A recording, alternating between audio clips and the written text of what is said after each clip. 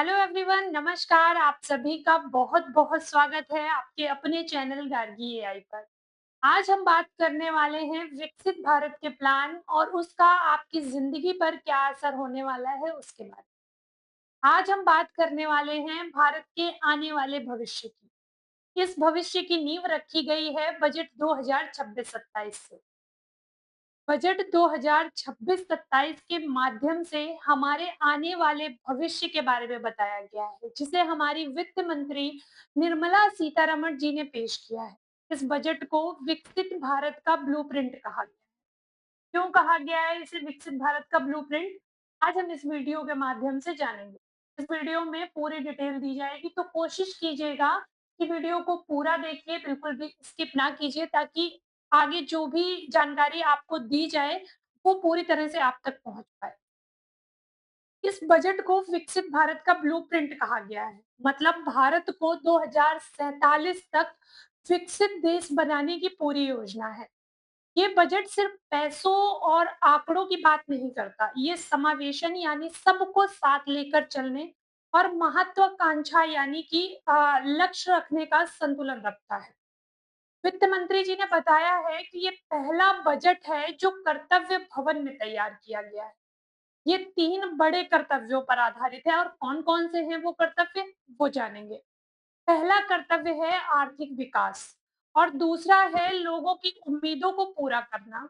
तीसरा कर्तव्य रखा गया है सबका साथ, सबका विकास। यानी जब सब साथ मिलकर चलेंगे तो सबका विकास होगा। अब आगे बात कर लेते हैं हम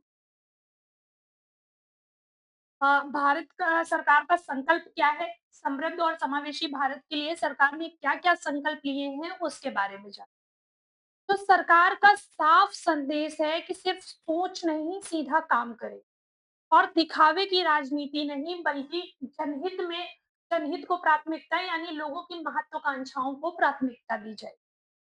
ठीक है, आज भारत करीब 7% की विकास दर के साथ अर्थव्यवस्था को आगे बढ़ाने वाला जो देशों की लिस्ट है उसका हिस्सा बना हुआ है। मतलब 7% की तेजी के साथ दुनिया की सबसे तेज बढ़ती हुई अर्थव्यवस्था का हिस्सा है।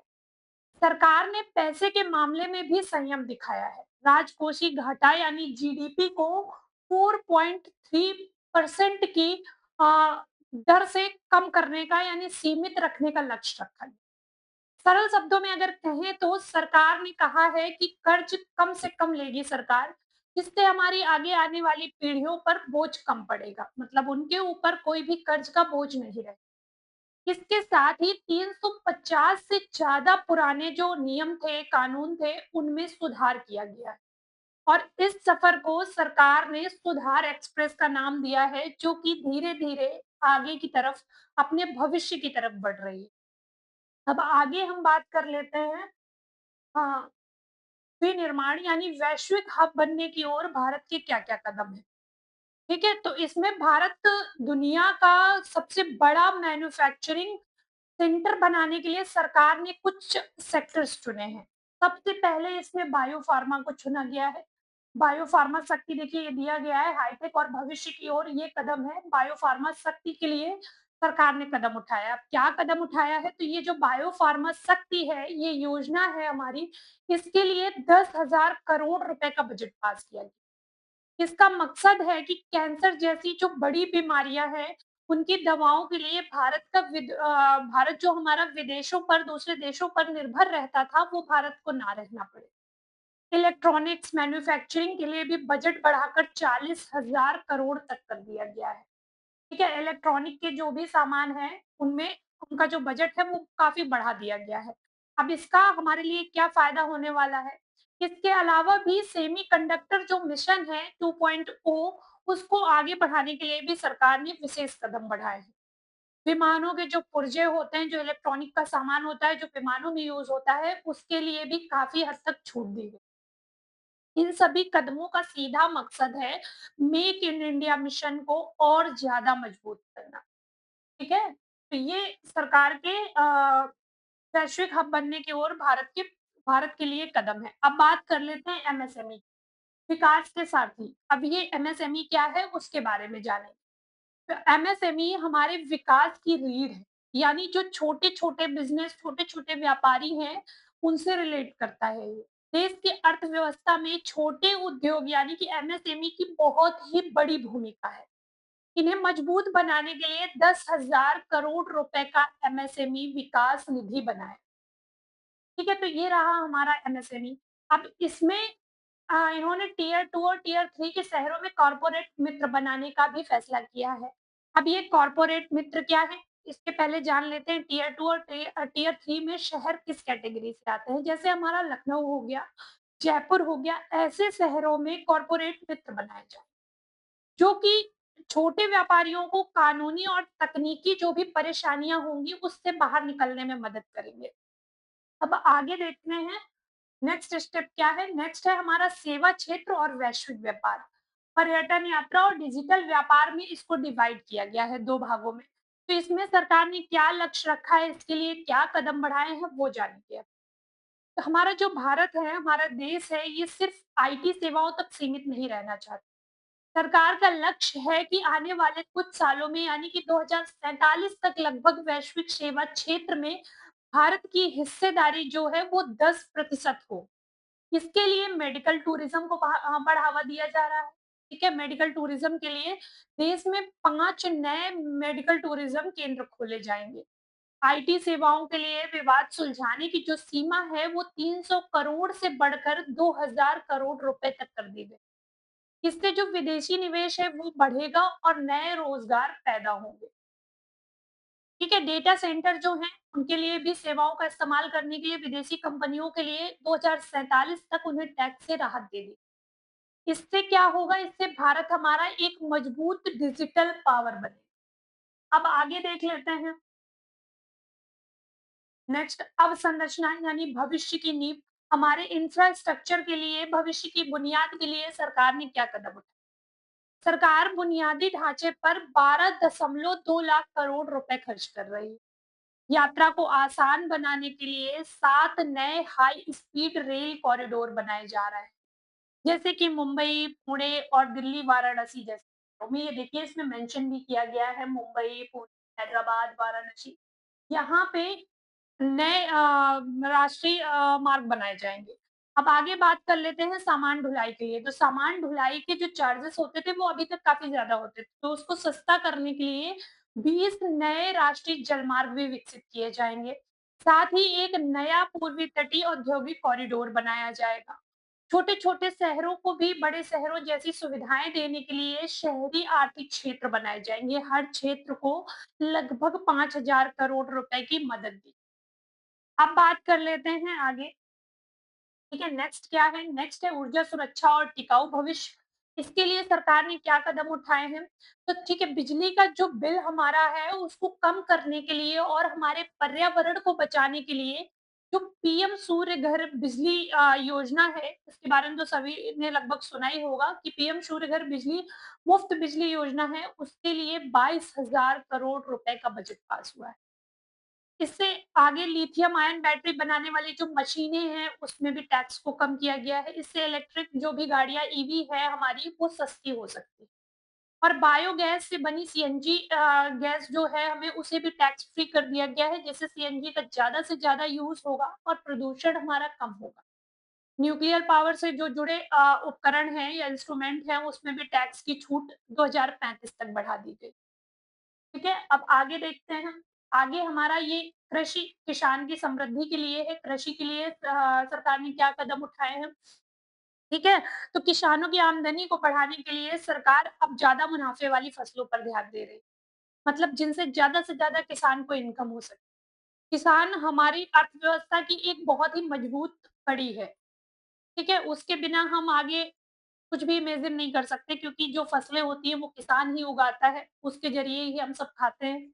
ठीक है, तो किसान के लिए सरकार ने क्या कदम उठाए हैं? तो सरकार ने ज़्यादा मुनाफ़े वाली फसलों के लिए कई सारे फसलों के लिए बोला है, जैसे कि नारियल हो गया, काजू हो गया, कोको, चंदन ऐसी खेती करने के लिए खास कार्यक्रम सरकार के द्वारा चलाए जाएँ। तकनीकी की मदद से खेती को आसान करने के लिए एक एआई टूल भी लॉन्च किया है, उसका नाम है भारत विस्तार। ठीक है, तो भारत विस्तार को लॉन्च किया है, जो किसानों को फसल और मौसम की सही जानकारी दे। मत्स्य पालन के लिए भी भारतीय जहाज़ों से जो मछलियाँ पकड़ी जाती हैं, उनको ड्यूटी फ्री कर दिया गया है। इससे मछुआरों को जो है वो अंतर्राष्ट्रीय बाज़ार में बेहतर कीमत मिली, ठीक है? जो भारतीय जहाज़ों के द्वारा मछलियाँ पकड़ी जाएँगी, उसको भी टैक्स फ्री कर दिया गया है। अब आगे बात कर लेते हैं नेक्स्ट। नेक्स्ट हमारा है युवा शक्ति कौशल से रोजगार तक। ठीक है, इसके लिए युवाओं के लिए सरकार ने क्या सोचा है, उनकी शिक्षा के लिए, रोजगार के लिए सरकार ने क्या-क्या चीज़ें सोची हैं, अब उसके बारे में जान लेते हैं। तो युवाओं के लिए कौशल विकास की इस बजट में एक विशेष जगह दी गई। औद्योगिक क्षेत्रों के पास 5 विश्वविद्यालय टाउनशिप बनाई जाए। उच्च शिक्षा में पढ़ने वाली सेवाओं के लिए हर जिले में एक महिला छात्रावास भी बनाया जाए। जो छात्राएँ उच्च शिक्षा के लिए ग्रेजुएशन, पोस्ट ग्रेजुएशन के लिए पढ़ाई कर रही हैं, उनके लिए हर जिले में एक-एक महिला छात्रावास बनाया जाएगा। एनिमेशन, वीएफएक्स, गेमिंग जिसका आजकल स्किल बहुत ज़्यादा ज़रूरी हो गया है, उसके लिए लगभग 15,000 स्कूलों में लैब बनाए जाएँगे, जिससे बच्चे आगे की अपनी स्किल को स्ट्रॉन्ग कर सकें। खेलो इंडिया मिशन के ज़रिए खेलों को भी करियर के रूप में आगे बढ़ावा दिया जाएगा। ठीक है, आगे के लिए ये देखिए 15,000 लैब्स भी बनाए जाएँगे और में खेलो इंडिया जो योजना है उसको भी विशेष जगह दी गई है। अब आगे देखते हैं स्वास्थ्य और सामाजिक सुरक्षा। इसको 2 भागों में बाँटा गया है, केयर इकोनॉमी में और सामाजिक समावेशन में। इसके लिए सरकार ने क्या-क्या कदम उठाए हैं? तो ठीक है, स्वास्थ्य क्षेत्र में बड़ी ही राहत दी गई।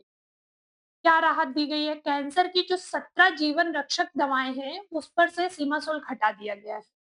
दिव्यांगजनों के लिए जो दिव्यांग सहारा योजना है, वो शुरू की गई है, जिसके तहत अच्छे से अच्छी गुणवत्ता वाले उपकरण दिए जाएँगे। दिव्यांगजनों को अच्छे से अच्छे उपकरण उपलब्ध कराए जाएँगे। बैंकिंग सेक्टर में भी सुधार के लिए एक उच्च स्तरीय समिति बनाई गई है, जिससे निवेशकों के लिए एक अहम बदलाव ये है कि अब बायबैक को लाभांश नहीं बल्कि पूंजीगत लाभ माना जाएगा। ठीक है? तो ये योजनाएँ हो गई आपकी दिव्यांग सहारा योजना के तहत उनको उपकरण दिलाए जाएँगे जो उनके लिए सहायक होंगे। ठीक? अब आगे देख लेते हैं। आगे है वित्तीय क्षेत्र, निवेश और विश्वास। इसमें देखिए बीच में बैंक को मेंशन किया गया है, ऐसा क्यों किया गया है? ठीक है, ये अभी हम जानेंगे। इसका मतलब ये है कि पूरी जो हमारी अर्थव्यवस्था है, इसका आधार सिस्टम जो है वो बैंक है। अगर हमारे बैंक मजबूत होंगे तो निवेश बढ़ेगा, रोजगार बढ़ेगा और विकास होगा। अब अगर आगे बात करते हैं पूंजी बाजार की, ये जो पूंजी बाजार दिया गया है तो इसकी बात करते हैं। इसमें एक पॉइंट मेंशन किया गया है कॉर्पोरेट और म्युनिसिपल बॉन्ड बाजार का विकास। ये क्या है? ठीक है, तो इसमें मतलब ये है कि अब जो कंपनियां हैं और नगर पालिकाओं के बॉन्ड के जरिए सीधे जनता और निवेशकों से पैसा जुटा सकते हैं। ठीक है, जो कंपनियां हैं वो नगर पालिकाओं के बॉन्ड जो होते हैं उसके जरिए सीधे जनता और निवेशकों से पैसा जुटा सकेंगी, जिससे सरकार का जो कर्ज है उसका दबाव कम होगा और विकास के ज़रिए जो भी विकास के लिए पैसे की ज़रूरत होगी, वो ज़्यादा से ज़्यादा पैसा मिल सकेगा। अब दूसरा पॉइंट इसमें क्या है एफडीआई, फेमा नियमों की समीक्षा, ये क्या है? ठीक है, तो ये जो एफडीआई है यानी विदेश निवेशों से जुड़े हुए जो फेमा नियमों की समीक्षा है, इसका मतलब है कि विदेशी कंपनियों के लिए भारत में जो निवेश करना और आसान बनाया जाए। मतलब विदेशी कंपनियों के लिए जो भारत में निवेश करती हैं, उसके लिए और आसान बनाया जाएगा। ज़्यादा एफडीआई आएगा तो टेक्नोलॉजी आएगी, नौकरियाँ बढ़ेंगी और अर्थव्यवस्था और मजबूत। अब आगे देखते हैं, इसमें दिया हुआ है सेकंड पॉइंट बैंकिंग सुधार। बैंकिंग संबंधी उच्च स्तरीय समिति का गठन। अब ये क्या है? ठीक है, तो इसके लिए जान लेते हैं। यहाँ भी सरकार ने 2 स्टेप दिखाए हैं। पहला है बैंकिंग संबंधी उच्च स्तरीय समिति का गठन, दूसरा है पावर फाइनेंशियल कॉर्पोरेशन। तो सबसे पहले जान लेते हैं बैंकिंग संबंधी उच्च स्तरीय समिति का गठन, इसका मतलब क्या है? ठीक है, तो बैंकिंग से जुड़े जो सुधारों के लिए एक उच्च स्तरीय समिति का गठन किया जाए। इस समिति का काम क्या होगा? ये देखना होगा कि कैसे बैंक और मजबूत बन सकते हैं। एनपीए यानी कि नॉन परफॉर्मिंग एसेट्स जो हैं वो कैसे कम हो सकते हैं और सिस्टम ज़्यादा पारदर्शी कैसे हो सकता है। ठीक है, अब आगे बात कर लेते हैं सेकंड पॉइंट की। सेकंड पॉइंट आपका है पावर फाइनेंस कॉर्पोरेशन का पुनर्गठन। इसका मतलब क्या है? इसका मतलब है कि बिजली क्षेत्र को फाइनेंस करने के लिए इस संस्था को और सक्षम बनाया जाए। ताकि ऊर्जा परियोजनाएँ जो हैं, उनको आसानी से पैसा मिल सके। इसका मतलब साफ है, कि इन सभी सुधारों से ही पैसा जो है, वो सही जगह पहुँचेगा। ठीक है? और निवेश बढ़ेगा और लोगों का भरोसा जो है वो वित्तीय सिस्टम पर और ज़्यादा मजबूत। अगर एक लाइन में कहा जाए तो सरकार बता रही है कि सरकार ने जो कहा है, वो सरकार ने ये कहा है कि बैंकिंग सुधार और मजबूत पूँजी जो बाज़ार है, उसका रिज़ल्ट ये आने वाला है कि ज़्यादा से ज़्यादा निवेश होगा और ज़्यादा से ज़्यादा भरोसा हो। अब आगे बात कर लेते हैं नेक्स्ट स्टेप क्या है? नेक्स्ट है विश्वास आधारित शासन। अब ये क्या है? इसको भी 2 भागों में डिवाइड किया गया है, ईज़ ऑफ डूइंग बिज़नेस और अनुपालन बोझ कम करना। ये क्या है? इसके बारे में हम जानें। तो ये जो हमारा ईज़ ऑफ बिज़नेस डूइंग है, सबसे पहले बात कर लेते हैं विश्वास आधारित शासन की, ये क्या है?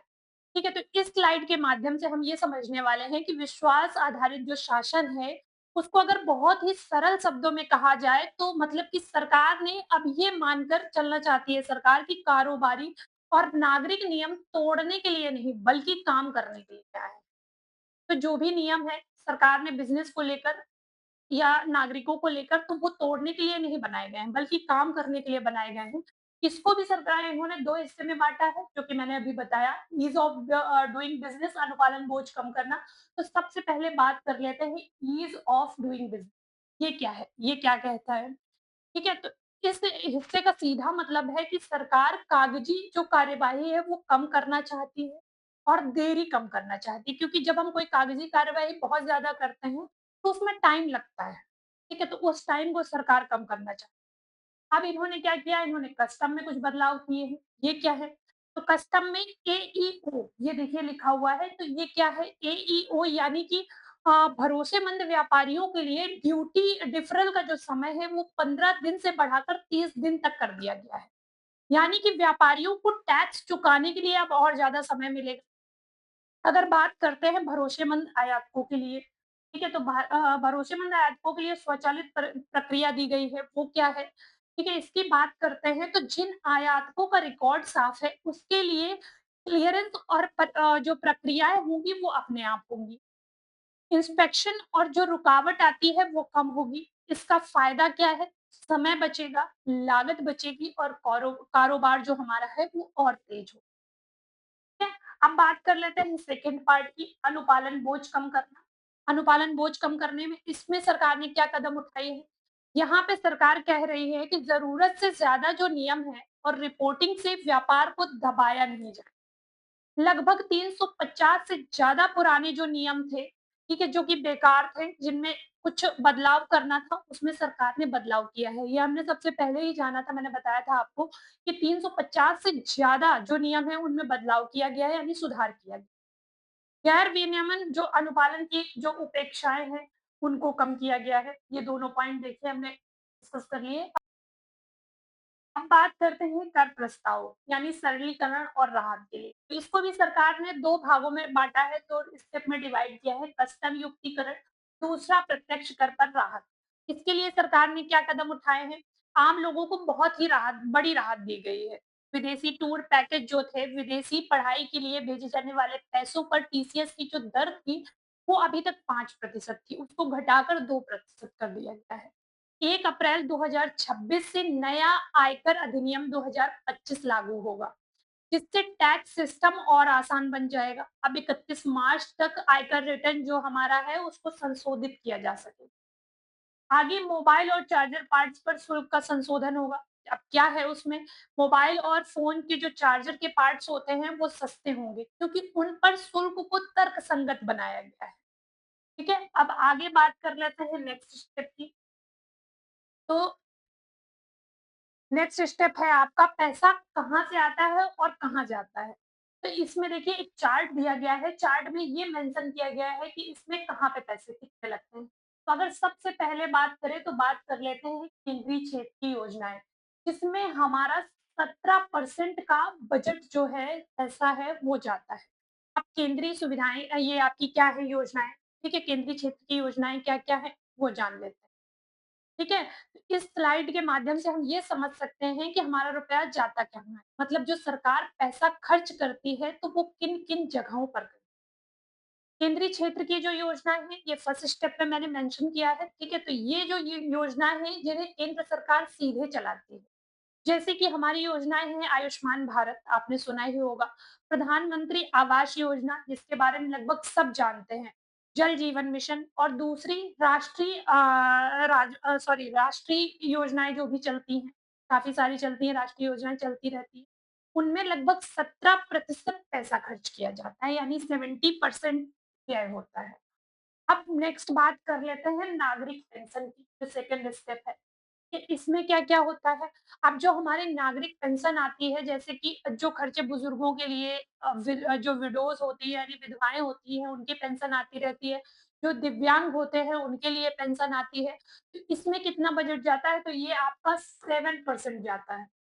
अब आप बात कर लेते हैं सब्सिडी। तो सब्सिडी में 6% जाता है, ये कैसे जाता है? ठीक है, तो सब्सिडी की बात करते हैं कि सब्सिडी के लिए सरकार ने क्या-क्या चीज़ें की हुई हैं। ये आपको वैसे सब्सिडी का नाम आपने सुना ही होगा, पहले से गैस में सब्सिडी आती है और भी काफ़ी चीज़ों में आती है। ये वो सहायता है जो सरकार खाद में, ईंधन में और दूसरे कई ज़रूरी क्षेत्रों में देती है, ताकि आम लोगों पर महँगाई का असर कम पड़े।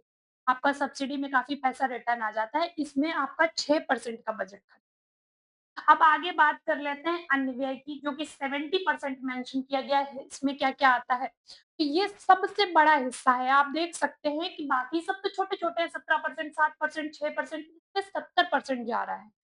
ठीक है? तो इसमें क्या-क्या शामिल होता है? इसमें राज्यों को दिए जाने वाला हिस्सा शामिल होता है, ब्याज का भुगतान होता है जो कि कर्ज लिया होगा हमारे देश ने, रक्षा के लिए जितना भी पैसा जो भी व्यय होता है वो भी इसी से होता है, प्रशासन पे जो खर्चे होते हैं वो भी इसी से होते हैं और कई काफ़ी सारी जो सरकारी ज़िम्मेदारियाँ होती हैं देश की वो उसमें भी ये पैसा जाता है, इसी से जाता है, तभी ये 70% दिखाया गया है। अब आगे बात कर लेते हैं। देखिए यहाँ पे लिखा हुआ है सार्वजनिक निवेश पर विशेष जोर। इसका मतलब क्या है? तो ये आप देख सकते हैं सार्वजनिक निवेश पर विशेष जोर। इसका मतलब क्या निकलता है? सरकार का इस बात से क्या मतलब है? इसका मतलब ये है कि सरकार को सिर्फ चलाने के लिए खर्चे नहीं चला रही है। सच मतलब जो पैसा आता है वो सिर्फ खर्च को चलाने के लिए ही सीमित नहीं है।